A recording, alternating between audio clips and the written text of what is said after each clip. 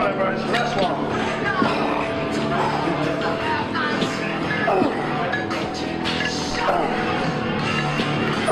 Bullshit. Squeeze it on.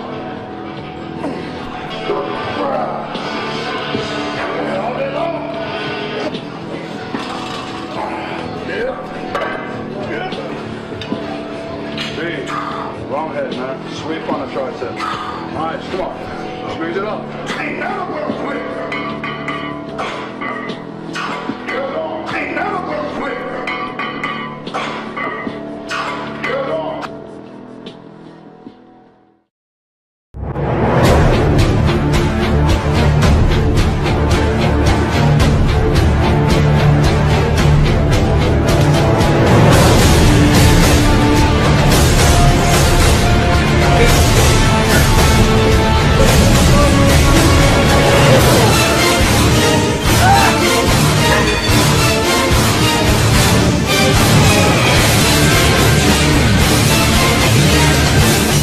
Bust my ass to bring my delts up. Military presses, you know, just the basics, man. Before I got hurt back in August, I could military press 405 for a few reps. You know, I'm back up to, I could do 315 for 15 reps again. And that's just, I think, contributed more than anything to my shoulder growth, plus doing side raises. You know, I think doing them strict and not slinging and jerking, keeping my arms straight, isolates them more. And I think that when I started doing that a few years back, I think that was very beneficial. So it just takes time. It's taken me a long time to bring them up, but now I think shoulders are up there with the chest and the legs. You know, Gold's Gym just isn't my place, man. It's not the hardcore place that it used to be. You know, bodybuilding was born here with this gym, but over the years, you know, it's kind of become something else. I know back in probably the 90s, 80s, and of course the 70s, it was the mecca of bodybuilding for the world. But I feel Metroflex is more of a mecca of bodybuilding than this place is now. It's full of a lot of, you know, how many bodybuilders are in here at any given time, you know? It's just it's not my kind of place, you know. It's honestly, it's just a little too weird for me. So you know, people they don't respect your workout, you know. Like I'm sure back in the day they did, but you know, people want to talk to you in the middle of your set. They want to, you know, interrupt you. There's no from what I can see, very little gym etiquette, you know. So it doesn't matter how hard you're busting your ass.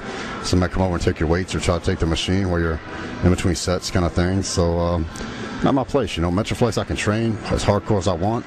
They blast the music and nobody ever bothers me, you know. So it's just my style. I'm as good as I've ever been as far as leanness and conditioning, but I want to take it to the next level. If I can just get my back down to where my legs are, then I don't think anybody can beat me. I am eating more carbs, a lot more carbs. Yeah, I mean, you know, like today I've had 600 grams of carbs today. As far as my training goes, I do it myself. You know, the only person I would ever let help me was Brian Dobson. You know, he actually was training me on legs here, getting ready for the Olympia this last year, and every now and then I still enlist his guidance and his advice. But other than that, I do it on my own. You know, Brian is, there's only been a couple guys in my lifetime I've ever let train me, Brian being one of them, and you know, I have a lot of respect for Brian. No one is a better motivator than Brian Dobson. The Metroflex, you know, he'll get the most out of you every single time, and he'll take you to push you past your limits, you know, and make you'll achieve things that you didn't think you could achieve. So you know, that I haven't had anybody train me in years, and last year when I trained for the Olympia, you know, I feel my body's coming to the point where I can really blast my legs again, and so I enlisted Brian to, you know, train me on legs, and we did some crazy shit, man. You know, it was the first time in years I had to lay down, you know, during a workout. So it was fun though, you know. I do a lot of, you know, just I still do push downs. I don't do skull crushers anymore. I don't do close grip bench presses, you know, because of I still get some pain in it when I do things like that. I can incline a bench press, you know, heavy again, but there's certain things that bother it. I do a lot of cable work. I still do, you know, kickbacks, you know, very controlled and slow. My push downs, I do a lot of rope push downs like I did today, you know, very controlled, hold everything, squeeze everything, and they responded very well to that. You know, it's just a different style of training than I've done, and I think the change was good. Everything happens for a reason. You know, when I first got hurt, I was totally upset. I was 6 weeks in Olympia, you know, in incredible shape, and I felt I was going to make a big impact at the Olympia, and I couldn't understand why it happened, but you know, the good Lord everything happens for a reason. Sometimes only the good Lord above knows why they happen, and but maybe this will be a good thing for me. It came back very quick. I had the same injury in the other arm a few years back, and it took. I came back from that injury too, and I won 2 pro shows. I won the Europa and the Charlotte back to back, but it was about 10 months after the injury. So I had surgery August 15th. It's middle of February, and I'm 3 weeks from the Arnold, so it came back very quickly. I volume train him a lot, and my form is much better. Because of the injury, I haven't been able to go that heavy on them, but I think just giving them a rest after the injury, and then plus a different style of training, they responded very well. I think they're actually bigger than before I got hurt. So go figure. I do my own diet, and I know my body. No one knows my body better than me, you know what I'm saying? So just take care of it myself. I eat a lot of carbs now. I went back to the way I used to do it, I talked to George Farrar, and the pro, and he gave me some suggestions and helped me a little bit, and I just went back to doing basically what I used to do. I kind of tried the low carb thing for a while, and it just didn't really work out the way I wanted to. I'm like today, I've had almost 600 grams of carbs today, so during the shoot today and everything. So and I look like this, so I feel better, I look better, my strength is better, and I think it's just the way I used to do it when I was younger, and I kind of tried the low carb, higher fat thing, and it works, but you never come in full. You can get lean, but you never come in like 100%. You never come in really full and dry. You'll be a little flat, and you can still be dry, but you never come in. The combination of both. So this is totally working out for me. This is I'm just going back to the way I used to do it. Just to the basics. It just makes my training is basic. I do the basic exercises, the building blocks that I've always done. So same thing with the diet, this is how I used to do it. Even as a teenager, when I won like the teenage nationals, man, I had striated glutes, and I was ripped, I had striated lower lats, all this stuff, and I was a kid, and I was thinking back, I was like, I ate carbs back then, and I had a lot of carbs. Wait! Yep, all day long!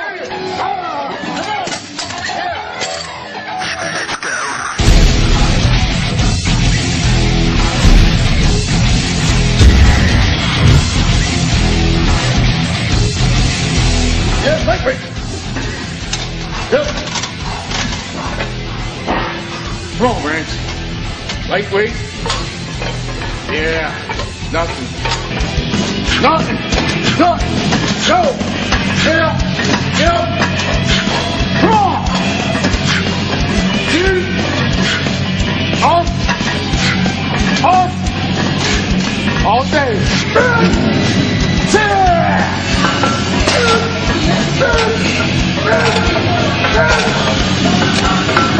Come on!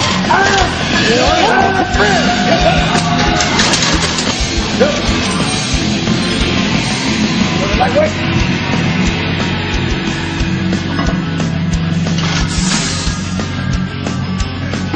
Too weak. Come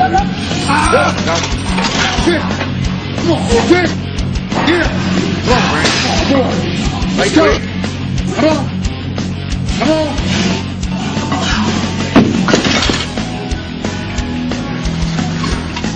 Yeah, come on. Ain't up to it. Yep.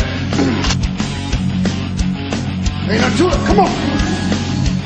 Yeah. Nothing. Yep. Come on, Rance. Lightweight.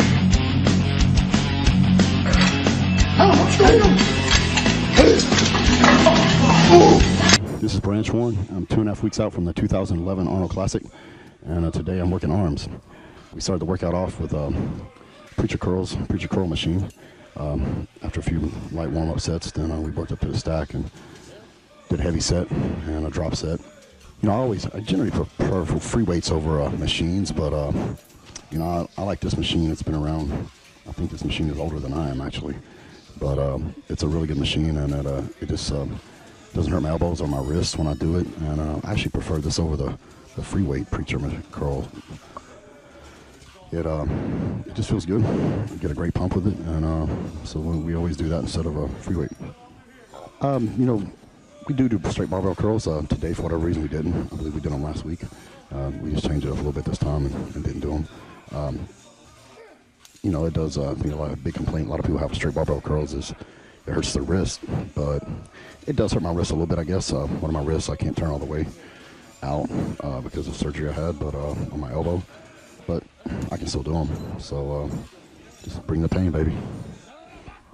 You know, some of my training has stayed the same. You know, I still do the basics, you know, deadlift, you know, heavy bench stuff and squats and all that. But, you know, arm training has evolved a lot from when I first started training. You know, I took the same mentality I applied to my legs and chest and everything and tried to apply that to my arms and had some disastrous results. You know, I used to go super heavy, too heavy on barbell curls, dumbbell curls, things like that. And I ended up having several surgeries, you know, tearing biceps and my bicep and both triceps. So what I've done now is I do a lot of volume training. I do more reps and do a lot more exercises and sets than I used to. Consequently, my arms have made some good improvements. You know, I think I made a lot of improvements since the Arnold last year in my arms just by keep training the way I'm training. I don't go quite as heavy as I used to go, and actually I get a lot better pump and than I used to go when I was going super heavy, and my elbows feel a lot better too. For those of you that don't know, I've had 3 surgeries since I've been a professional bodybuilder. Actually, my first surgery was the year that I turned pro. Before I turned pro, I was 25 years old, and I was doing heavy barbell curls. And I think I had 275 pounds on the bar. It was a cold day, very cold, down in the teens, and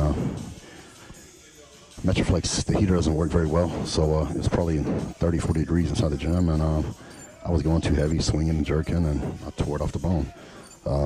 A few years later, I had a tricep injury, and you know, and then a few years later after that, I had the other tricep injury. So, you know, through trial and error, I've learned to, you know, make some adjustments to my training, stay healthy, because at this point, longevity is the most important thing. You know, I finally got up on top, and I'm not exactly where I want to be, but I'm knocking on the door, and you know, the last thing I want at this point is any kind of a major injury. So, you know, I don't go, like I said, my arm training has definitely evolved over the years, and I think because of that, my arms actually responded and grown even more. You know, there are some exercises that I don't do anymore. You know, overhead skull crushers, I used to go real heavy on. I feel it's a great exercise for your tricep, but it's horrible for your elbows. We do still do them, but I'll probably use half the weight I used to use. You know, like I said, we do a lot more volume. I do a lot more reps on skull crushers and a lot more sets than I used to do. But, you know, it doesn't destroy my elbows either. So, and, you know, some things I just don't do, you know, like stiff leg deadlifts. I'll use that example. I don't do those because every time I've done them, I tend to pull a hamstring for whatever reason, my left hamstring. So, you know, I just quit doing them. There's other exercises you can do to make your hamstrings grow without doing that. So, it's in my column this month in the magazine, Master's Class, had a guy ask me, he has 13.5-inch arms, and basically he's asking what he do to bring his arms up. Well, when I started, my arms were by far my single weakest body part, and you know, so I just you can bring them up. Not everybody can start off with great genetic arms or whatever. You know, like I'm gonna use Phil Heath as an example. He's got probably some of the best arms in the business right now, and not that he doesn't train hard, but you know, that's obviously he's genetically gifted in biceps and triceps, and you know, me, that was a very rough body part for me, and that's why I think I have injured my arms so many times, biceps and tricep injuries, because I trained them so hard trying to bring them up that I trained too hard, and I ended up getting hurt. But you know, consistently over the past year, you know, however many years now, I've brought them up, and just you can overcome deficiencies even if you don't have blessed with great genetics. Just if you're willing to work hard enough, long enough, and keep doing the same thing day after day, and eating the same food day after day, year after year, you can bring any body part up. And sometimes you just got to work a little harder than the guy next to you. As far as my training goes, I don't have any kind of you know, set protocol. You know, some guys are very strict. We do 2 warm-ups, then we go heavy or whatever. You know, I'll do as many warm-ups as I need to do until I feel I'm ready to go heavy. You know, the past Robbie got here this weekend. We had some awesome weather. It's in the 70s, I think, during the day, but for the past 3 or 4 weeks before this, we've been real cold, man. 5 degrees, 8 degrees, and I think we got 18 inches of snow in about a 2-week period. So I pulled up the Metroflex one day. It was 12 degrees outside, and it was 21 inside the gym when I got there. So I did a lot of warm-up sets, man. I had like 3 layers of freaking clothes on, and no one showed up, man. It was just me and Brian in the gym. So I did a lot of warm-up sets before I started going heavy on anything. So I don't have any kind of set standard, man. I just I train by feel. When I feel I'm ready, my body and joints are loosened up, ready to go, then I go. Days in August when it's 100 degrees in there, then 1 or 2 sets, and I'm usually ready to go. I get a lot of questions about dieting. Got a lot of guys ask me, what do you do? How do you get over being starving and waking up in the middle of the night?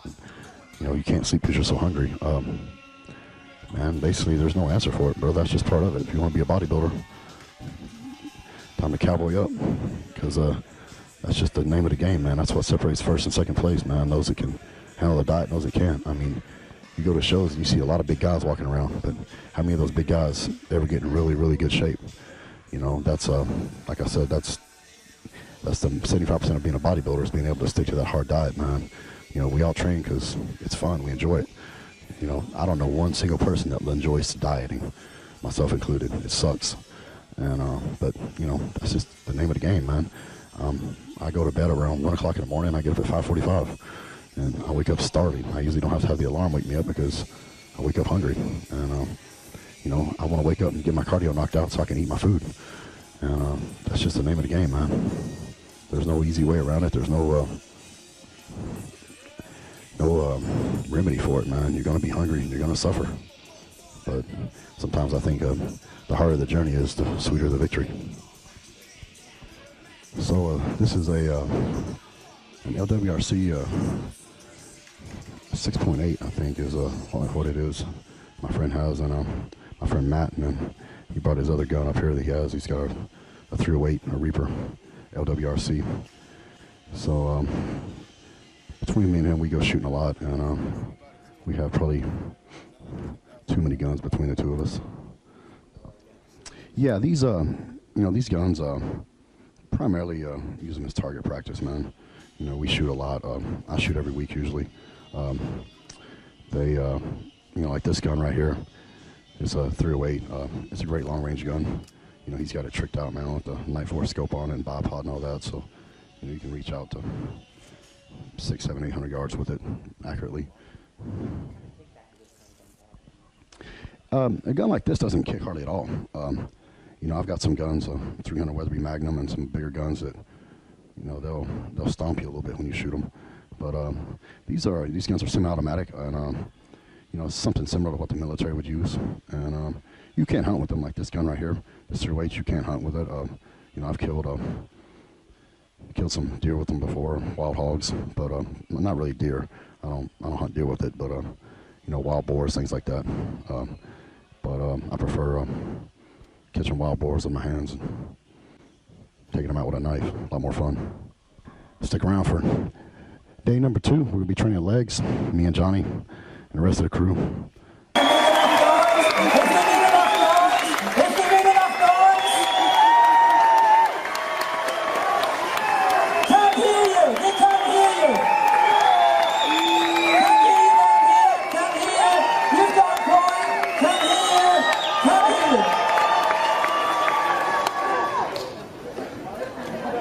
It's gone quiet. The stage is yours, gentlemen.